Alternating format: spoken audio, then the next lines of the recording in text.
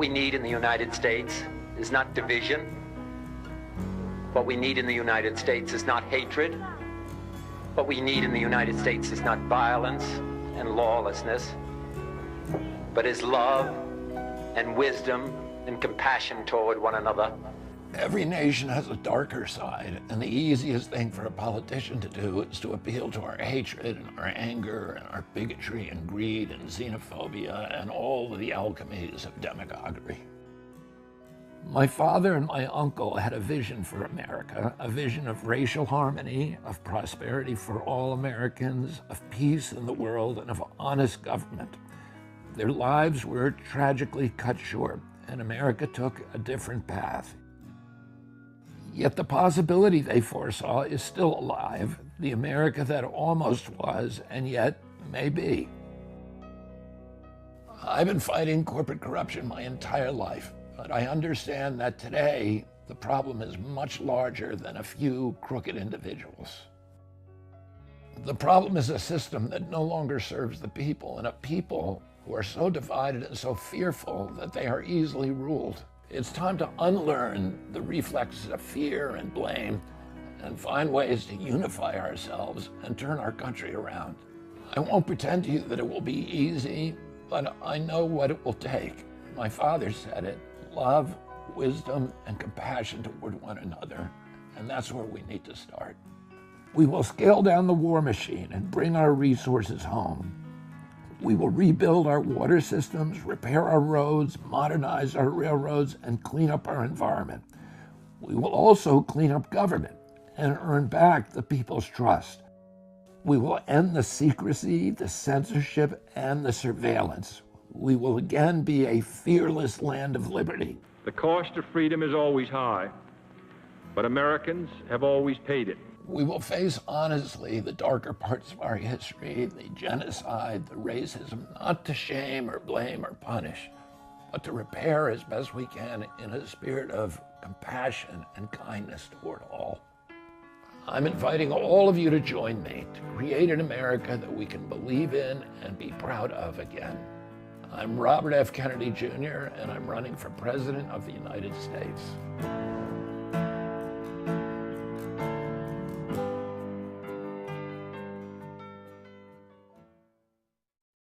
Hi everyone, I'm Jim Hoff, the founder of the Gateway Pundit, and I'm thrilled tonight to have with us Robert Kennedy Jr., the presidential candidate for the Democrat Party.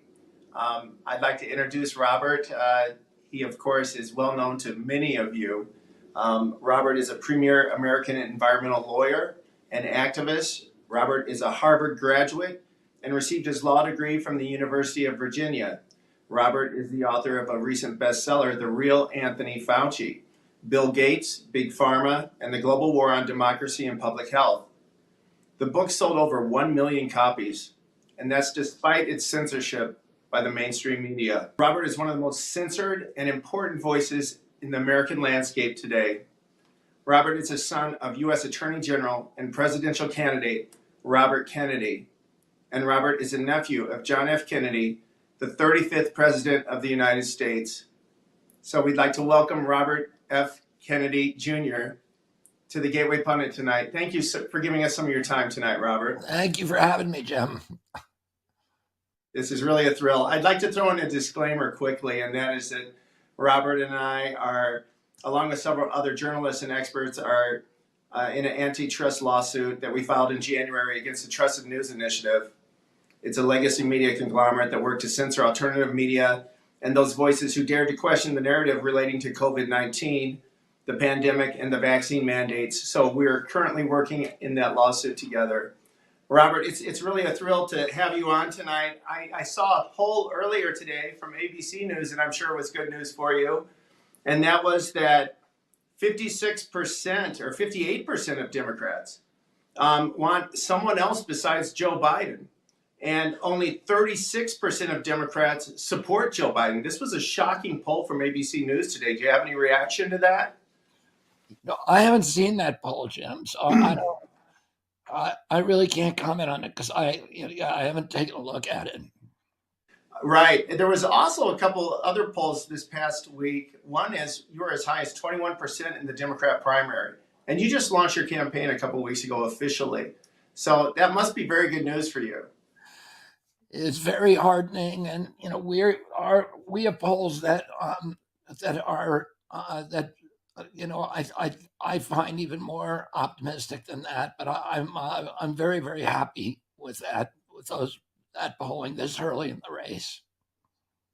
That's terrific. And we're seeing you making lots of podcasts recently with some pretty high profile names, and they're always very interesting. You have a real honest approach to the politics that we haven't heard from many individuals the past several years. And so it's been very refreshing to hear you speak and to talk about real problems. And we're going to get into some of that today. I wanted to ask you about a recent interview you did with ABC News, and that was this Lindsay Davis. After the interview, they announced that they cut your statements. They said there were false statements on the COVID vaccine. So it's pretty stunning that they're doing this with a presidential candidate, one of the top candidates in the country, and they're deciding that some of the statements you made are false. And what's your reaction to that? Yeah, I think it's a habit that they got into during COVID. I mean, even before that, they were censoring anything that was critical of vaccines. They've been doing that since 2005. Even government databases, you're not allowed to talk about them if you're not allowed to cite peer-reviewed science or to question the government orthodoxies on vaccination. And I suppose the company, I think the most charitable way of looking at this is that these companies feel that they are thereby protecting public health. But it's not. The worst way of looking at it is that these companies are kind of obeying the dictates of their pharmaceutical advertisers.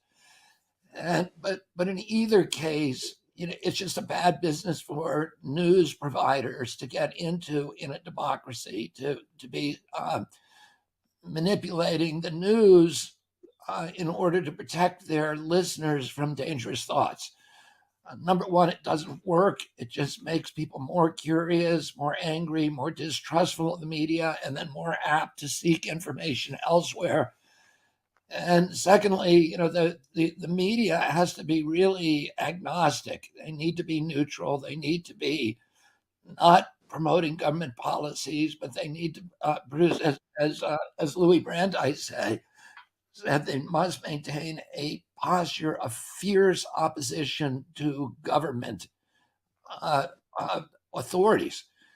That's the job of a news organization, a media organization, and a democracy. Fierce skepticism at all times, to not believe anything, to demand that government officials show you the proof of what they're saying, because we know people in authority lie.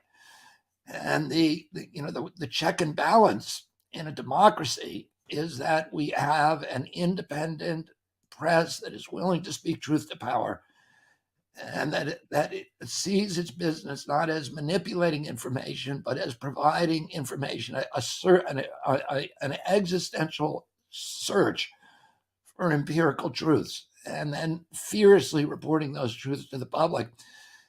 In a democracy, we have to trust the public. If you do not trust the public, then you no longer are an advocate of democracy. Because we have to trust that the public, when you give them good information, is going to behave in a rational way. And that means by giving them good information, doesn't mean information that you think is good for them. It means information that is true, whether you think it's good for them or not. And if you don't have that, the public is going to lose faith in the institutions that provide information. And the free flow of information is the fertilizer, it's the water, it's the sunlight of democracy. And once you withdraw that, and democracy withers and dies. There's never been a time in history when the good guys were the people who were censoring books and censoring information.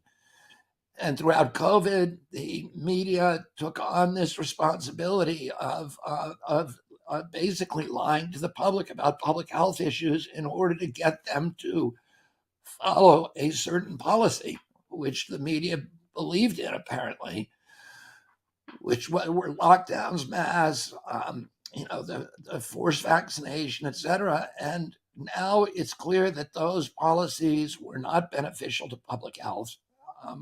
But I think the media got into this posture of censorship, and it's hard for them to relinquish it. Absolutely. We're seeing that continually to this day. And of course, you were one of the main targets of the censorship apparatus. Gateway Pundit was. But we're finding out that a lot of the things, if not most of the things that we reported on at the time, was absolutely factual. And we were even grabbing things from the CDC website that they were listing as, misinformation. It's quite incredible what they were doing. Do you think there's any hope that we can that the media will right its ship and come back and actually start instead of promoting the government, that they'll start questioning the government a little more? I don't know, Jim. If I'm president, I'm going to take certain steps to try to make sure that happens. And one is to get pharmaceutical advertising off of TV, which I can do with the president can do by executive order with a stroke of the pen. He can force FDA to promulgate regulations to remove it, which is it's not good to have pharmaceutical advertising on TV. It's good for the television stations. It's good for the pharmaceutical companies.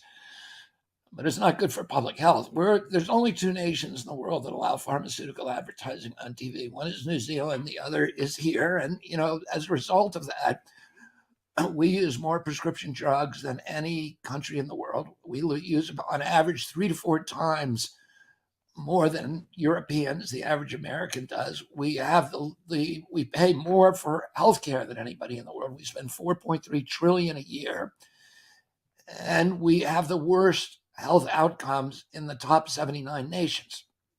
So, and by the way, pharmaceutical drugs are now the 3rd leading cause of death in this country. So they're not making us healthy. We have the highest chronic disease rate of any country in the world. And this means neurological diseases, autoimmune diseases, allergic diseases, and a lot of those are related to the chemicals we're exposed to and the pharmaceutical drugs, over-prescription of pharmaceutical drugs. And so they're not making us healthy, but, everybody's making money. And we need to go back to the way it was prior to 1997 when you didn't have those ads on TV all the time. It's not good for the American people. And I'm going to get rid of it. Fantastic. That'd be a great start. I wanted to go over your website, a few things you put up on the Kennedy 24 website for everybody out there. It seems it's more than just words. It seems like there's really a lot of thought that was put into this, and I appreciate that in this day and age. I wanted to hit a couple of the topics that you found important that you want to bring with your platform. You want to concentrate on. One, of course, is the first one is trust. Clean government means changing the system. Do you want to elaborate on that a little bit more? Well, I mean, one of the reasons that we have this polarization in the country is the lack of trust of the democratic institutions. And it's critical that we restore that trust. We need to start telling the truth again to the American people. We need to get the financial incentives out of our regulatory process. We need to make sure that pharmaceutical companies cannot, finance FDA. Half of FDA's budget comes from pharmaceutical companies. That no other regulatory agency in the world would allow that to happen. Why is it that NIH can collect royalties on pharmaceutical drugs? That's just dead wrong. And the scientists who work for FDA, who are supposed to be regulating the pharmaceutical industry, they actually are making money by promoting pharmaceutical products that they worked on. They can make $150,000 a year forever. Their heirs and everything else, if the drug that they worked on, that they get a walk-in margin rights for royalties on that drug. And so, for example, on the Moderna vaccine, there's between 4 and 6 NIH regulators who now are set for life. They're making $150,000 a year just on royalties for doing nothing, and their children will, et cetera. So, and that is, and so their incentive is to promote that product and to not find any problems with that product and to tell everybody the product is great and you ought to take it, which is exactly what they were doing. NIH itself, the institution, has made billions of dollars on it. They own half of the license. So the incentive of NIH, of the regulatory agencies, of Anthony Fauci is, yeah, let's make everybody use this, because the more people we get to use it, the more money we're going to make, and let's get people who don't need it to use it, like little children and infants and pregnant women, people who it's clearly going to be bad for, where it's going to cause more harm than good. That's not a good incentive. And if you go through the regulatory agencies, you see these instruments of regulatory capture. And I've sued almost all of the major agencies, or I've had suits that involve those agencies, NIH, EPA, CDC, FDA, the DOT, the United States Department of Agriculture. I spent years in litigation on those issues with big factory farms, with agricultural chemical companies. They are not working for us anymore. They're working for the companies, the industries that they are supposed to be regulating, and they have become sock puppets for those industries. And and because of that, they're no longer working to protect the environment or protect public health.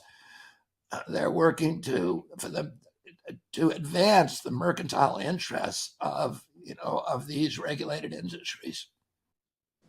Absolutely.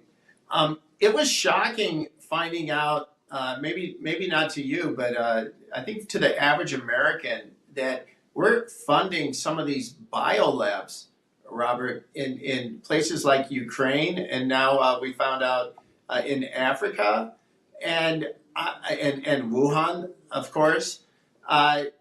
That's quite stunning that we're spending our money doing something like that. I don't think most Americans are for that.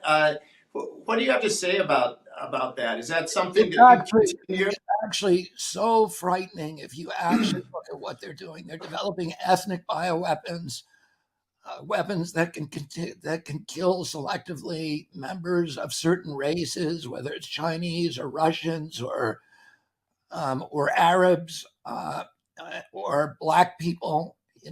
That is what they are doing in those biolabs. That's one of the really frightening things that they are doing. Wow. They're doing a lot of other horrific things. They're developing stealth bioweapons, weapons that can infect a population over many years and then be activated at some distant date and start killing people at that time. They're using all kinds of synthetic biology and gain-of-function studies. And, all of this is illegal. It's all illegal under the Bioweapons Charter, under the Bioweapons Treaty, under the Geneva Convention. And they found a bunch of loopholes. They put loopholes in the Patriot Act that said that, yeah, we recognize this violates the Geneva Convention, the Bioweapons Treaty, but no public health, no federal official can be prosecuted for violating those acts. So they effectively, without revoking those acts specifically, they effectively revoke them when it comes to federal officials like Anthony Fauci.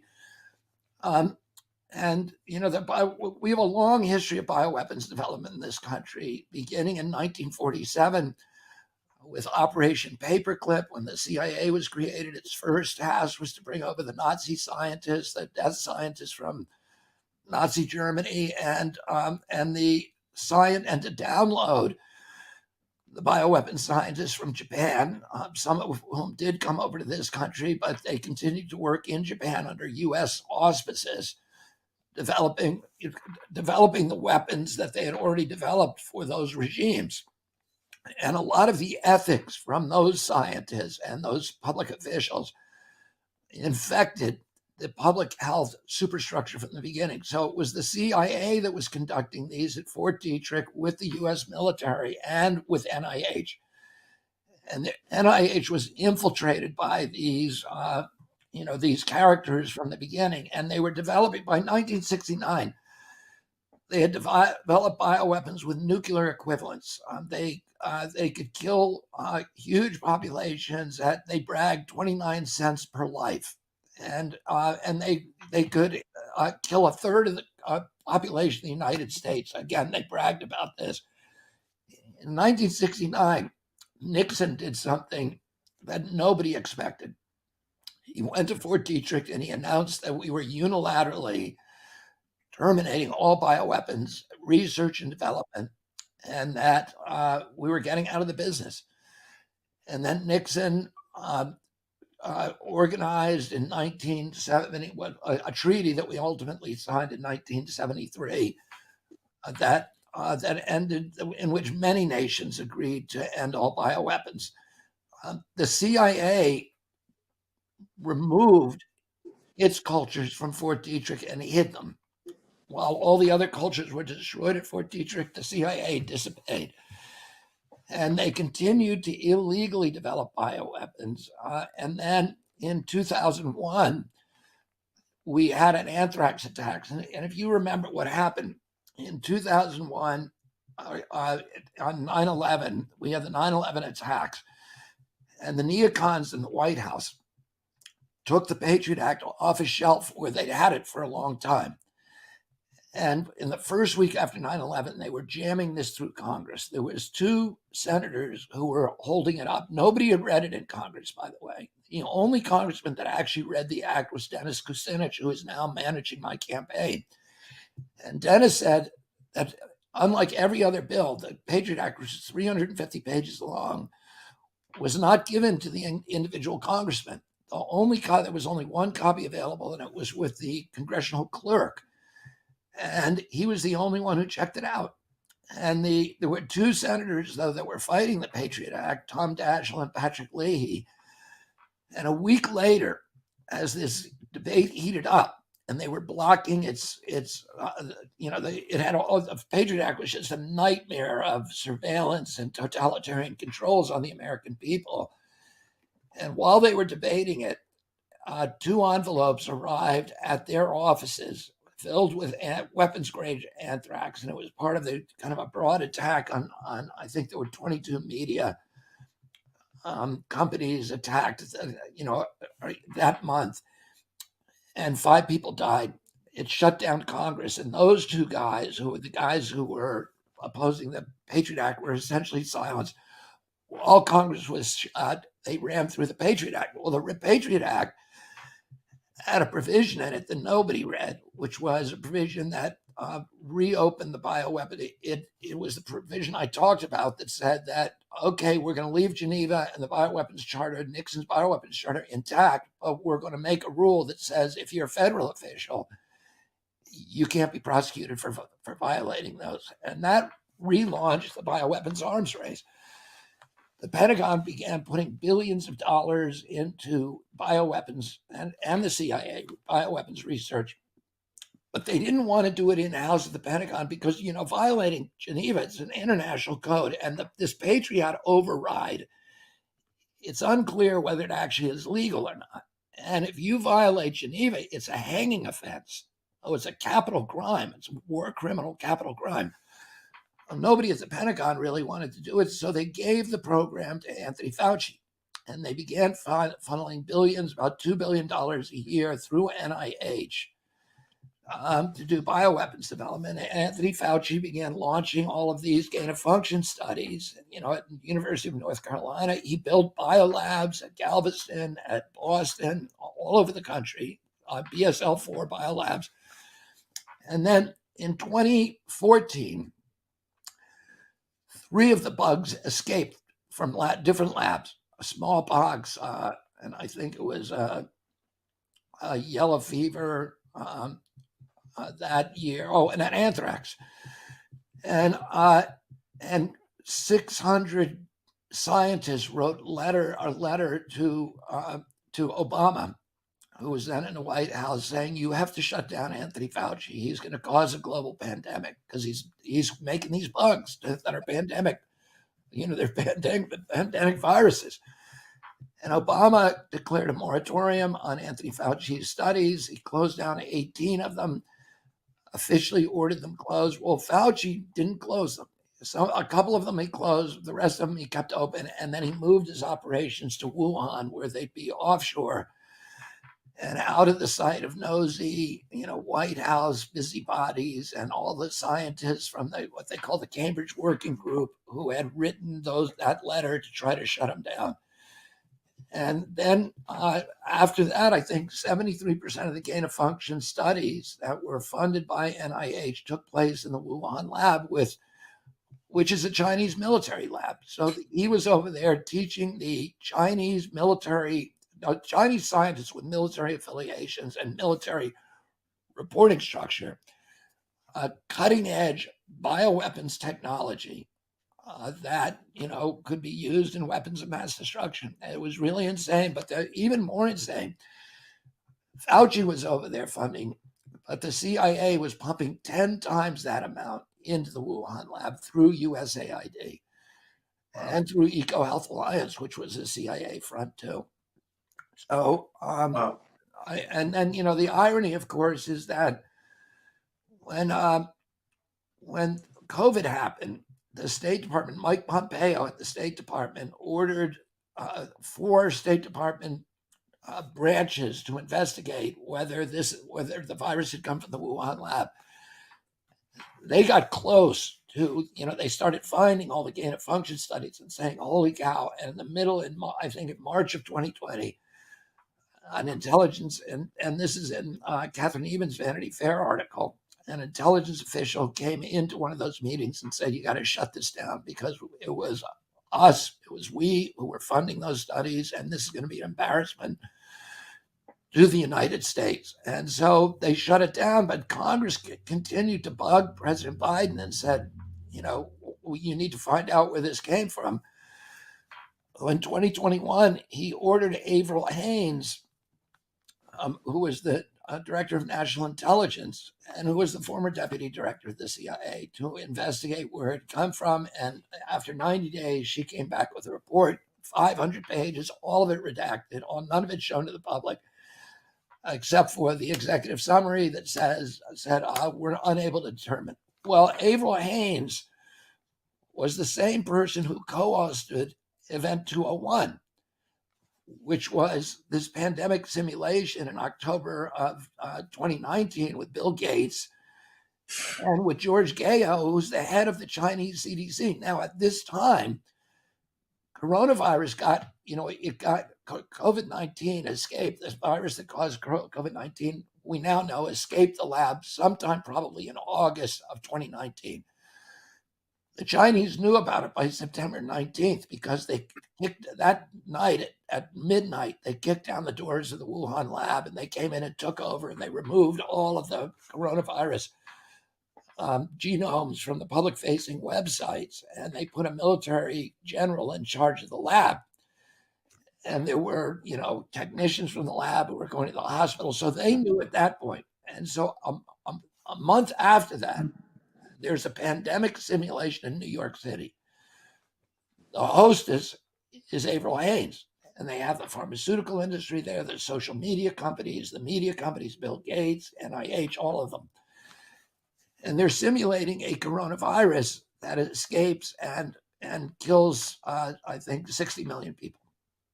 And they're figuring out different ways that people have to do to deal with it. And of course, none of it was about public health. It was all about clamping down totalitarian controls and using it as a pretense to militarize and monetize the response. But the last seminar of that day is number 4. The 4th seminar is about censorship. And they're talking about if there's a lab leak, how do we censor rumors that get on the internet that this is a lab leak? And Avril Haines said, George Gao says we got to shut down the social media companies, and this is the head of the Chinese CDC, collaborating with U.S. health officials about how to shut down, how to censor Americans and shut down social media sites if they start talking about a lab leak. This is 3 months before anybody had ever heard of coronavirus, before the Chinese didn't acknowledge until January 1st, 3 months later. And yet they're talking about how to suppress lab leak rumors in October of 2019. And the person doing that is Avril Haines. She's the same person. And she says, famously, we not only have to censor anybody who talks about it, but we need to flood the zone with authoritative voices that say it's not true. So not only censorship, but propaganda. He is the official who was planning in October 2019 how to suppress lab leak discussion. She's the official that President Biden puts in charge of the investigation of Wuhan, of the COVID origins in Wuhan. And so it's not, and then by the way, Avril Haines is the DNI, Director of National Intelligence, which means she's basically the top official of the National Security Agency. What is the agency that ran Operation Warp Speed? It's not HHS. HHS didn't run Warp Speed. When Operation Warp Speed had to give its organizational charts to the FDA committee that was managing the pandemic response, VRBPAC, we saw they declassified the organizational charts, and we saw for the first time that HHS was not the lead agency on COVID response. It was the NSA, the National Security Agency, with the Pentagon second. Why is the National Security Agency a spy agency running a public health crisis? And why is Avril Haines, who has this checkered history of suppressing information, put in charge of, telling Americans the truth? It's a weird history. Absolutely. Thank you for that. Well, what do you think then when the people say that this was possibly on purpose, this leak from the China Wuhan lab? Well, nobody knows. But, look, that lab was a leaky lab. And all of these labs, these bugs escape from all the time. I mean, in my book, my new book, which is going to come out, I have a whole chapter detailing hundreds and hundreds of escapes from these labs, that have caused major disease. I mean, Lyme disease was a laboratory escape, so, from Plum Island, from the military lab and agricultural department lab at Plum Island. And there are many, many others, many of the large pandemics that we're talking about that, this for a century have been lab escapes. And I go through all of those. And they know that on average, there's lab escapes from all of these labs. I mean, Ralph Barrick's lab has dozens of escapes a year, and it's supposed to be the best lab in the country. Or Dietrich has had many, many escapes. Almost every year, something gets out. So they know that if you're monkeying around with these kind of, deadly pandemic viruses, they are going to escape. How do they escape? Most commonly, a mouse bites somebody, or somebody jabs themselves with a needle, or they spill a culture on their ankle where they're not protected. And those are the kind of things. And then, or there's something gets in the garbage that they take out, or the negative airflow, air conditioning system breaks, and there's particles suspended that get out into the atmosphere, into the ambient environment. There's a million ways. I mean, the most common reported one is probably mouse bites. The technician gets bit and they don't know that they're sick and they go home. And once they're home, they get on the subway and they're spreading disease.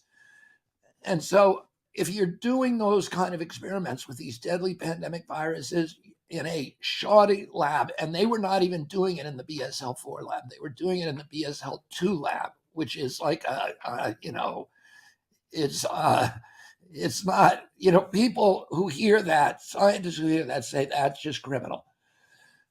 And so they knew something was going to escape. They knew it. They knew it beyond any doubt. Something was going to escape because they were escaping all the time. So And they're dealing with stuff. Coronavirus is mild. I mean, they're dealing with Ebola in there. They're dealing with Nipah virus, which I think kills 50% of the people who get it, maybe 20 or 50%. I forget which, but they have really deadly. They're taking the most deadly virus in the world because they're developing bioweapons. So they want things that kill people, and they're playing with them and trying to make them more deadly, more infectious. And it's just inevitable that they escape all the time. Wow, that's just something else. And I was in a deposition with Dr. Fauci, as you know, and he was still playing kind of dumb about gain of function and if he was funding that or if it was going on in Wuhan. It's pretty remarkable when I was listening to Dr. Fauci, because of course he's one who was sending a lot of money over to that laboratory. Yeah, he was sending money over. He was sending, he had people over there. He had James LeDuc over there for a year. He had David France over there teaching, and he had Ralph Barrick teaching, not only teaching the Chinese military affiliated scientists how to make these super weapons, but also Ralph Barrick, who received $200 million from Fauci, taught the Chinese a technique called the seamless ligation technique. And that is a technique by which the scientists, after they engineer a deadly pandemic virus, there are fingerprints on that virus where you can tell it's been engineered. But Ralph Barrick developed a technique called the seamless ligation technique. That is a way of hiding the evidence of human engineering. Now, there's no public health rationale for developing that kind of science. And we spent millions of dollars to Ralph Barrick from the federal government, taxpayer money, to not only develop a technique that is clearly about weapons development, stealth weapons development, but also to teach that to, our principal global adversary. It's really incredible. You put out a tweet a couple days ago, Robert, and this was about in 1960, the Soviet Union accused the United States of running an aerial spying program over its territory. Our government denied it at the time. And then unfortunately, we had 2 pilots captured. And Americans were genuinely shocked about the government lying to the American public about this.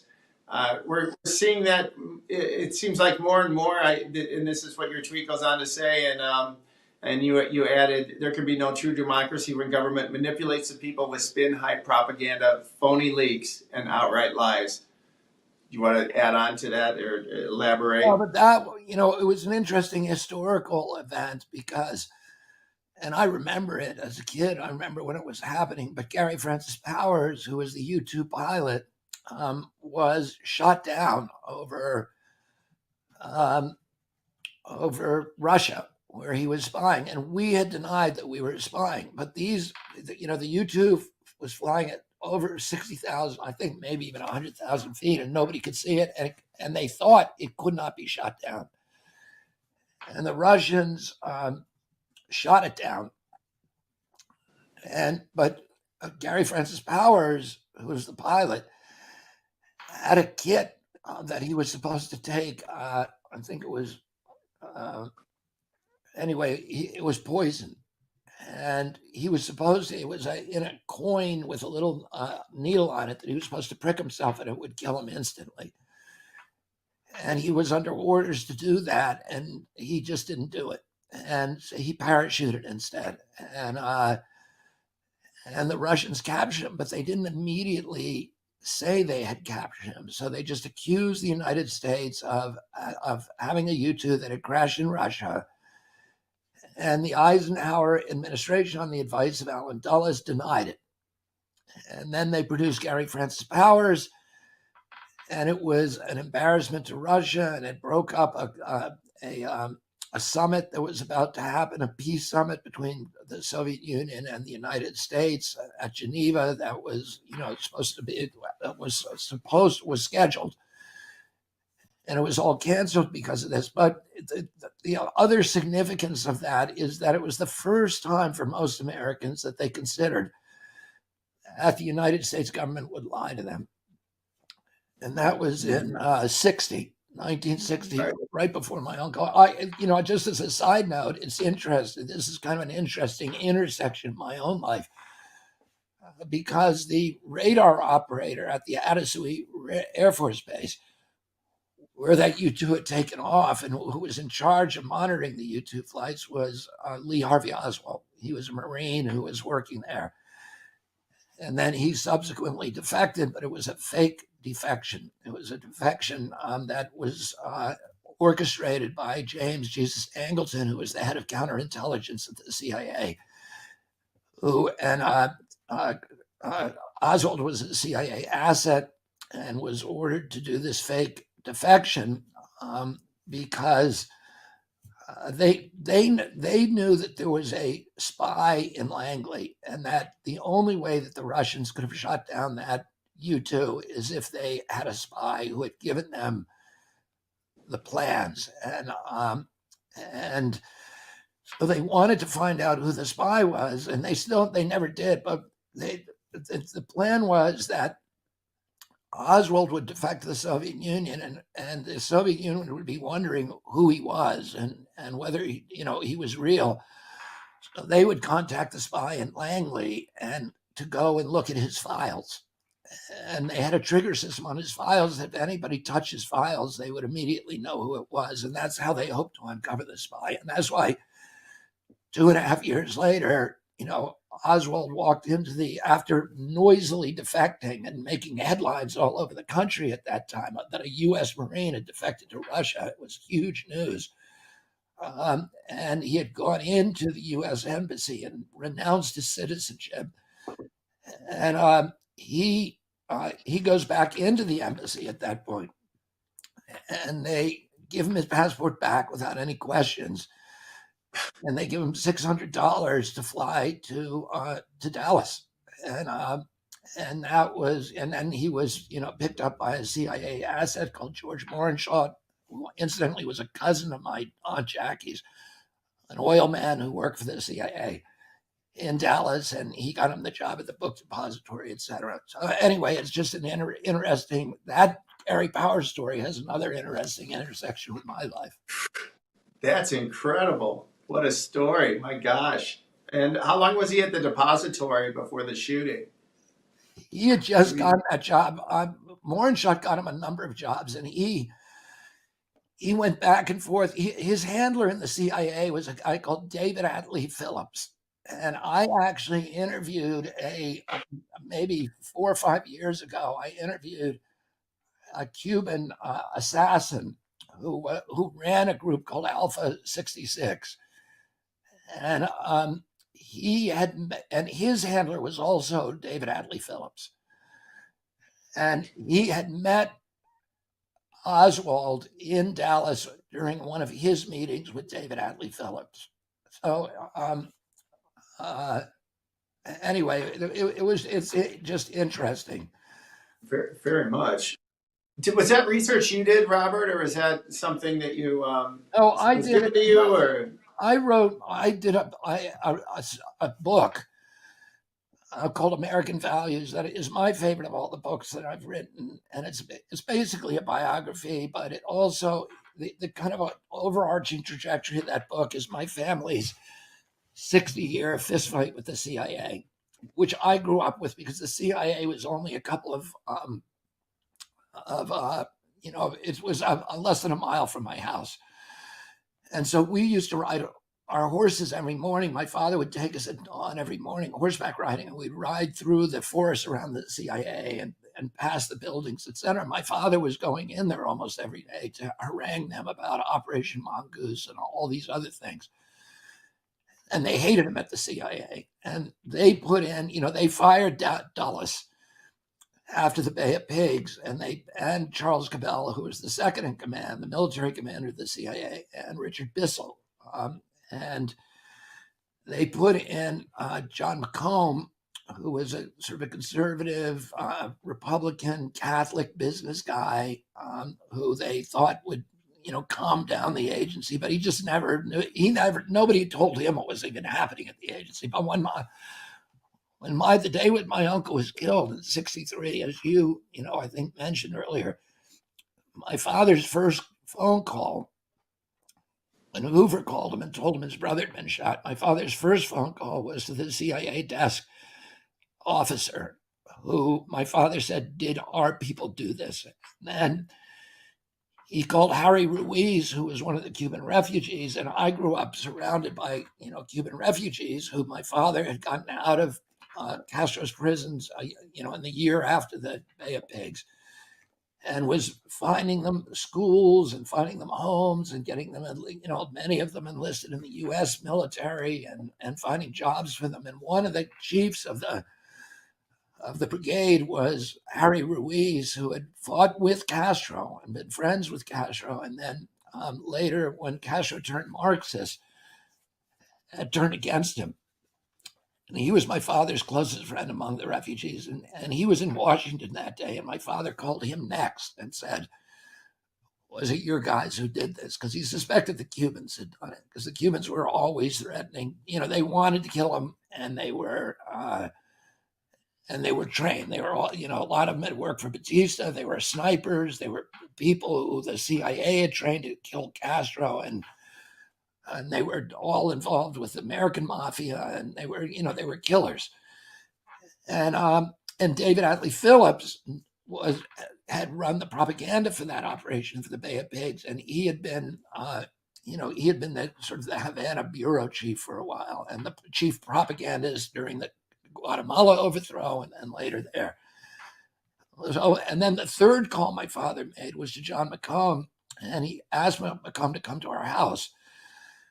McComb drove down the road and arrived there just before I came home from school that day, because we were picked up early. As soon as my uncle was shot, we were picked up and kind of rushed home. And when I came home, McComb was walking in the yard. We had about an 8-acre yard. McComb was walking in the yard with my father, and my father in that walk said to him, "Did our people do this?" And McComb told him no. And McComb didn't know. I'm sure McComb thought he was telling the truth. And clearly he wasn't the guy who ordered it. So anyway, but it was my father's first instinct to believe that the CIA had killed his brother. And you have similar thoughts, by the way. Thank you for that. That's an amazing story. And sorry for your loss, your family, all the heartache that your family went through.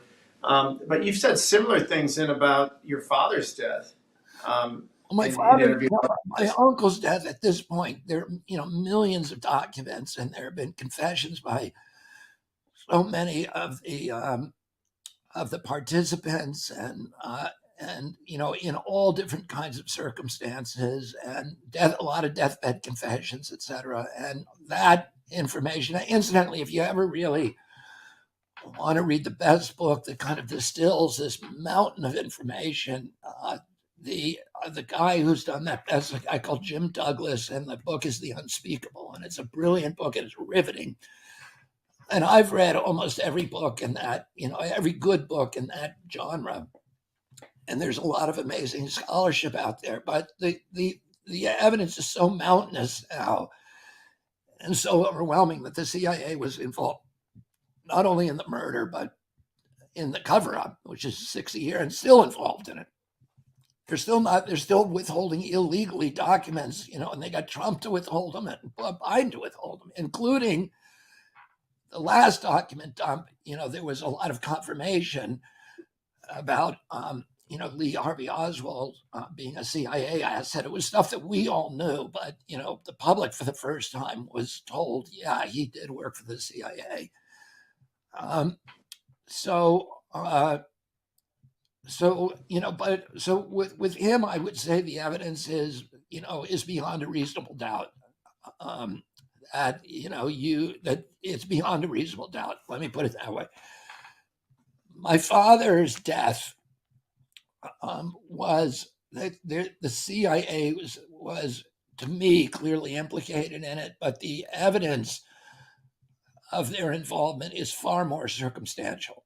So the man who almost certainly pulled the trigger and fired the the 3 shots that killed my father. He fired 4 shots, but one of them went through the shoulder pad of my father's suit. His name was Eugene Thane Caesar, and he was the security guard who had just gotten the job 2 days before. He was an intelligence, high classification, top secret classification intelligence guy who worked at Lockheed, and he had worked, at Boeing. He'd worked more than a decade, and then he had worked for Howard Hughes's organization as well, and which was just lousy with CIA. So, and he had grabbed my father by the elbow and was standing behind him and escorted him into the ambush where Sirhan fired the shots at him. First, Sirhan fired 2 shots at my dad. The first one hit my father's friend, Paul Schrade, in the head. Paul died a couple of months ago, fighting to get Sirhan out of jail because he knew he didn't kill my dad. And the second shot went past my father and hit the door jamb behind him, the wooden door jamb. And it was removed from that door jamb later on by police. Then he was grabbed and he was pinned to the steam table by 6 men, including the triathlon gold medalist Rafer Johnson, who was one of my father's closest friends. They took his gun hand and directed it behind him, away from my father, but they couldn't get the gun away from him. Rafer told me he had superhuman strength. He's a little tiny guy. When I met him, I was shocked by how small he is.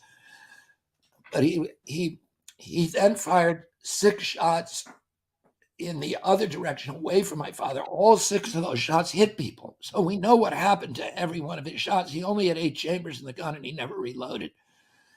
And none of them hit my dad. And Thomas Noguchi, who was the most famous coroner in U.S. history, did the autopsy. It's called the perfect autopsy because he was being careful because of what had happened at Dallas, because of all the misbehavior at Dallas during that autopsy.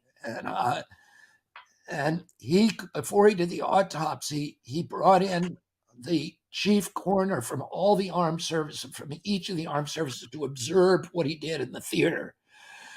So he had a theater filled with the top coroners in the country, and he went meticulously through and did my father's autopsy. And what he found was that my father was not killed from the front. Sirhan had 77 eyewitnesses. And he was all of them said he never got behind my father. He was always 6 feet in front to 1 foot. That was the range. But he was always in front of my father. My father never turned around. But my father was killed by 3 shots from behind. And all of them were contact shots, meaning the gun was touching my father's body or his clothing when the trigger was pulled. And they left carbon tattoos in his skin. And Caesar, when my father fell, he turned. He almost certainly knew he was being shot from behind because he turned and he grabbed off Caesar's tie. He had a clip-on tie. Caesar, incidentally, had made public statements about his hatred for the Kennedys and how they were turning the country over to blacks, and that if Robert Kennedy was elected, that blacks would own the country. Wow. And yet he volunteered to be a security guard at my father's speech. And then he says he was seen by 12 eyewitnesses with his gun drawn, which he never denied. My father fell on him, and as he got out from under my father, he had his gun. And the police did not confiscate that gun from him, and they took his word that he hadn't fired it. And when people asked him, why did you have it out? He said, I pulled it out to, shoot at the assailant. But he then got rid of the gun. It was the same caliber gun that killed my father. And incidentally, the bullets that hit my father were not the same caliber that the bullets that hit. They were not from the same barrel as the bullets that hit the other people in the room. And so So there's strong circumstance, and then Caesar lied repeatedly and changed his story and was caught in lie after lie about what he did with that gun and when he got rid of it. And that gun went through. He sold it to a guy who worked at Lockheed with him. He told the police he had sold it in May, and this guy then had the receipt, the bill of sales that showed that he had gotten it in August. So he claimed he had gotten rid of it before my father's shooting, but it turns out he got rid of it after my father's shooting. And he told the guy, keep this gun quiet because it was used in a crime. And the gun was stolen. It was thrown in a lake. The lake was drained. The gun has been found, and it's now in with a collector in Los Angeles. And it's now, there's a group of people who are now testing it, against the ballistic evidence.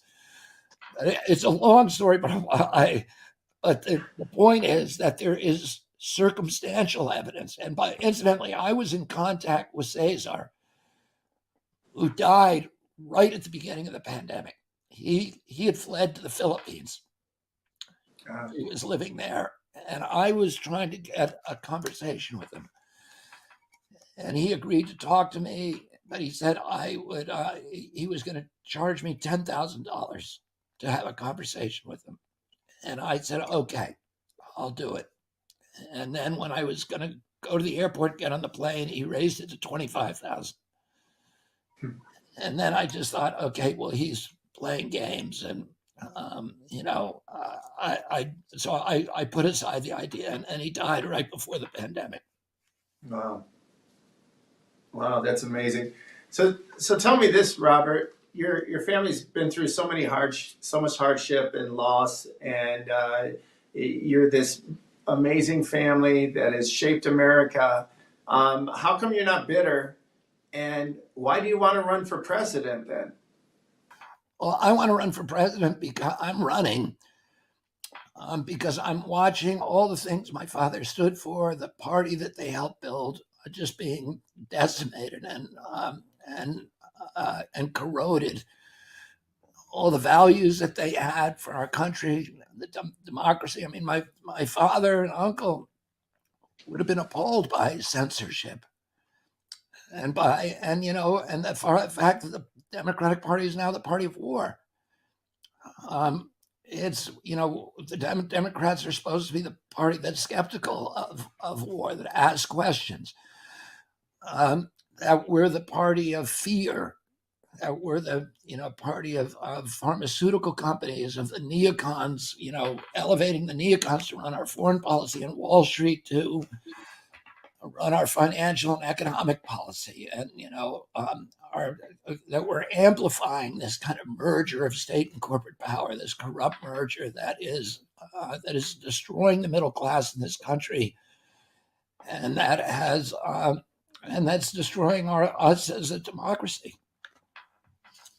Absolutely. To be fair, I don't think the Democrats have a monopoly on being the party of war. I think there's plenty of Republicans who have joined. The Republicans were always the party of war, and the Democrats were the party of peace. And now there's just one uniparty, and it's both the party of war. And this war is it's a neocon. We are destroying the Ukraine right now, and just killing the Ukrainian people. 300,000 Ukrainian troops have died, and 14,000 civilians, and their government's lying about it. The Russians are not going to lose this war. They cannot afford it. It's an existential war for them. And they're killing Ukrainians at probably a 7-to-1 ratio. And they're winning. And it's been a catastrophe for our country where, we sent $113 billion over there so far.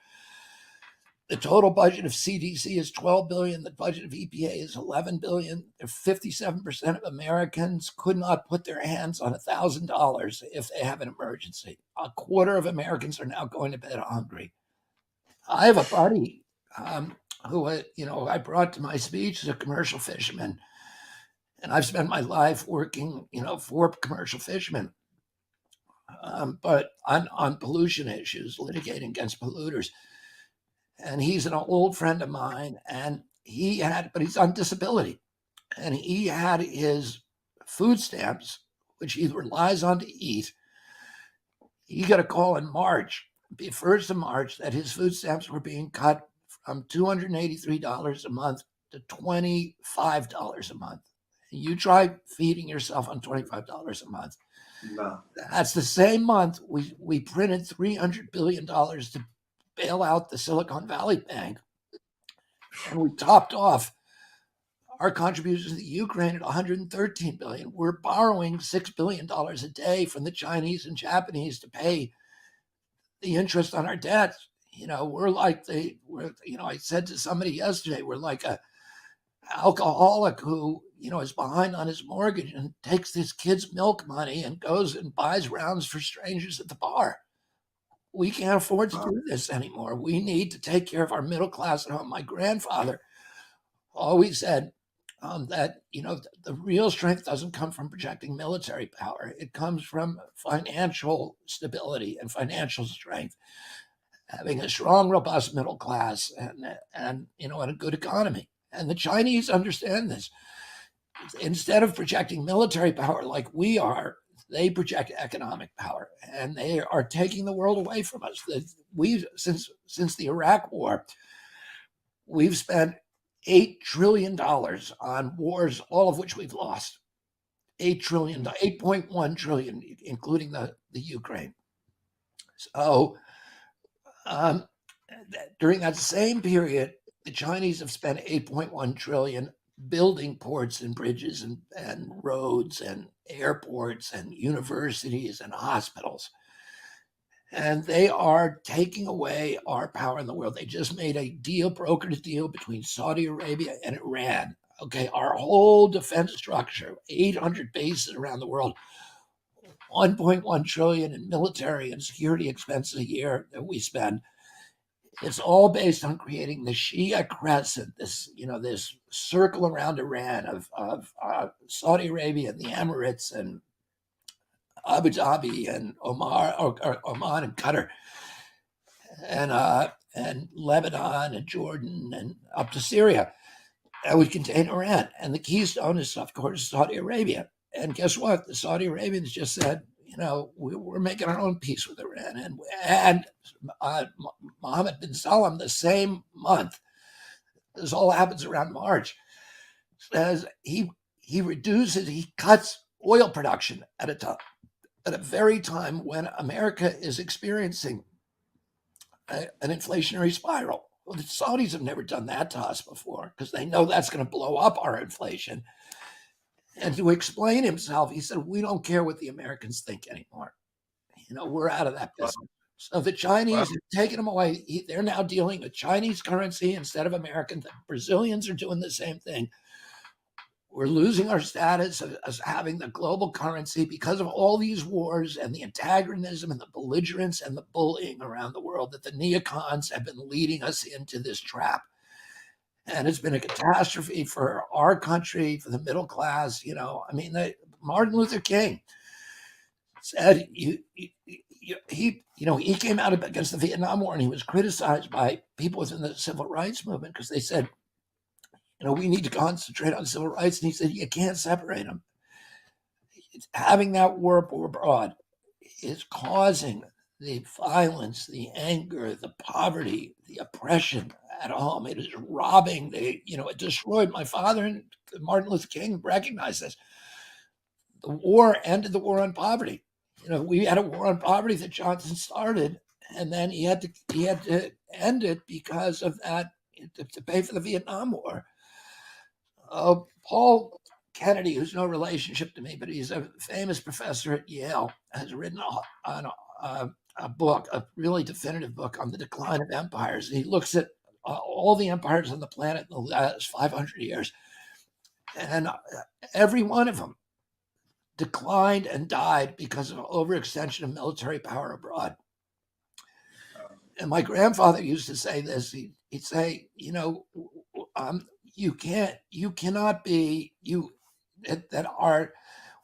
what we need to do is create Fortress America. we arm ourselves the teeth around our borders so that we're too expensive to conquer, and then spend all of that other money, the money that we're spending now on $1 billion stealth bomber that can't fly in the rain, instead put that into schools and universities and hospitals and roads and sewage treatment plant and environmental protection. Make this country the most admirable country in the world with economic strength and a strong middle class. And that's how we're going to make America project power abroad. And then be generous with people. My uncle, John Kennedy, did everything to stay out of war. He said the major job of a president is to keep the country out of war. He said he wanted on his epitaph, on his gravestone, he kept the peace. And what he did instead, he said that he wanted to have the vision that other people around the world have of Americans, not to be a person, with a gun, but to be a Peace Corps volunteer. And he started the Kennedy Milk Program to provide nutrition to hungry children all over the world. He launched USAID to build the middle class, to take poor all over the world and figure out ways to build middle classes in these countries so that they can have democracies. He created the Alliance for Progress for the same reason. And as a result of that, today, there are more statues to my uncle in foreign countries. There are more roads named after him, more boulevards, more hospitals, schools, universities than any other president. And that was a good thing for our national security, to have people around the world love our country. That's the most important thing we could do for national security. And that's what the Chinese are doing. They've learned that lesson. And, from the beginning of our republic, the framers of our Constitution all said it is impossible for America to be, they opposed any military interventions abroad. They said it's impossible to be an imperium abroad and still be a democracy at home. We will become a garrison state, we'll become a surveillance state at home, and that's exactly what we've become, just as Eisenhower predicted.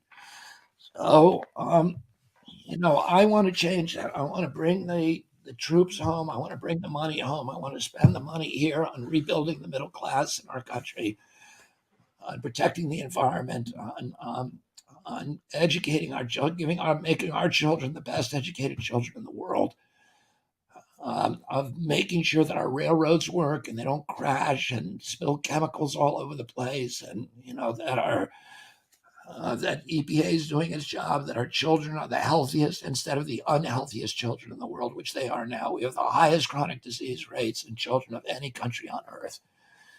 And we had the highest COVID death rates. What we're doing with public health is not working. We need to fix it. We need to make it science-based. Amen to that. Well, Robert Kennedy, thank you so much for your time. We're going to be following your campaign. We wish you the best of luck. You certainly have some wonderful ideas. And again, thank you for your time tonight. It was just an exceptional listening to you and hearing the story about your family was just unbelievable. So thank you so much. Thank you, Jim. By the way, what I was going to tell you is that, I wrote a book about my family's fight with the CIA. It's called American Values. But when I did that book, I wrote 2 extra chapters, one each on the 2 assassinations. And that's why I was, interviewing the people who were involved in some cases in those assassinations. And but at the last minute, I pulled those 2 chapters. So I have them sitting here in the office. I pulled them because I thought the book then would become an assassination book, and that the rest of the book is really valuable and it's important for people to read. But anyway, that book is out there, and that's why one of the reasons I know a lot about the assassinations is that I spent a lot of time researching it for that book. Incredible. Well, I will cherish this interview, and I hope someday I get to read those missing chapters. That would be fun. You read American Values, and I'll send you the 2 extra chapters. All right, deal. Thank you, Robert. Thank you so, Jim. Thank you. Good luck. Thank you so much. Thank you.